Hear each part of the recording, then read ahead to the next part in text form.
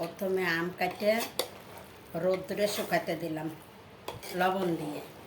তারপরে আমটা লবণ দিয়ে 2 দিন জলটাকে রোদ্দুরে শুকায় নিলাম, নিয়ে জলটা রোদ্দুরে কাঁচায় ফেলে দিয়ে হলুদ লবণ দিয়ে আবার 2 দিন রোদ্দুরে শুকালাম। তারপরে জিরা মেথি, সর্ষা, মিষ্টি জিরা, শুকনা লঙ্কা ভাজা করলাম, করে কড়াইতে সর্ষের তেল দিলাম, দিয়ে সর্ষের তেল গরম হওয়ার পর গুড় দিয়ে জাল করলাম তেলটাকে। জাল করে মশলাটা ঢেলে দিলাম, দিয়ে মশলাটা ভেজে আমটা ঢেলে দিলাম।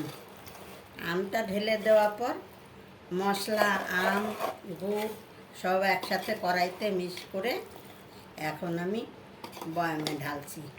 এখন এই দেখেন আমের আচার। এটাকে